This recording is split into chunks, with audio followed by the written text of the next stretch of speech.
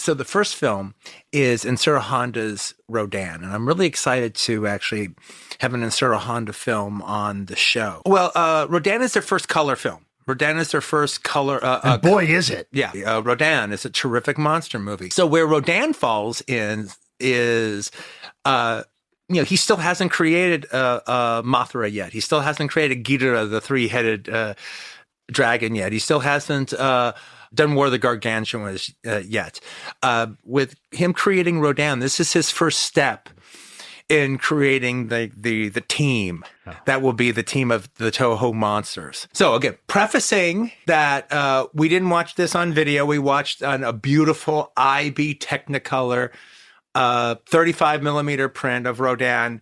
Guys, what did you think? I think also there is something about Rodan specifically because these will be Ishiro Honda's set pieces that he'll do for most of his career. As many times as he did it, I kind of think the sequence in Rodan may be his most exquisite.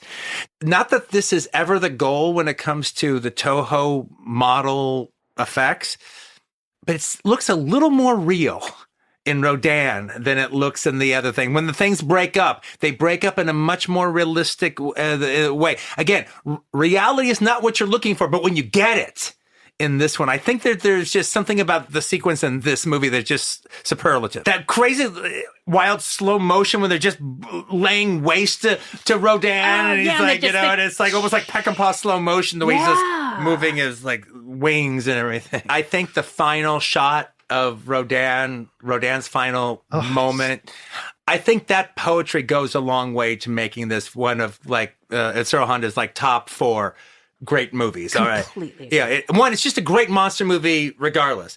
Now, maybe the storyline of Mothra is more interesting but there's more to it there. But that final stroke, it's a master stroke. Oh, yeah. Like, the Rodan that carries on is a man. Yeah. Well, actually, the humans proved to be completely ineffectual.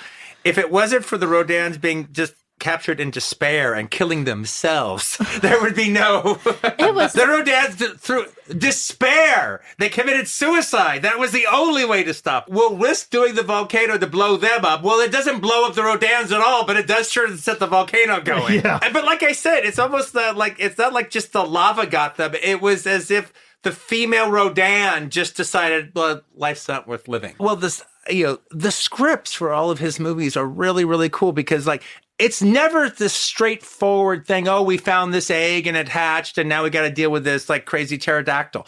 Or it's always like a complicated script going on, and there's it's a complicated aspect about the way these miners work in this town, and so it's never straightforward. It gets around to it. I mean, like Rodan's not even introduced until but you're still 40 into the minutes. movie. But yeah, and I have to say one of the things this was pointed out by a friend of mine, Joe. He's a editor that Sally used to hire. A good friend of Sally's, that he would hire him just work on some other things about our movie when we needed him. Okay, we're working on this sequence, so he'd work on something and I would show him stuff. And I was talking to him about Rodan, and he goes, that scene when the guy, he's got amnesia, he doesn't know what he's seen, and it's just all a big blur.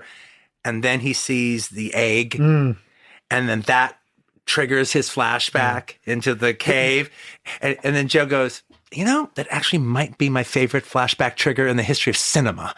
And you watch it, and it might be one of mine now, too. Absolutely. It's so seamless. Wow. It's so charming. It's just, that's when you're talking about Ishiro Honda, that's what you're talking about. You're talking about expertise, science fiction, world building, expertise, par excellence.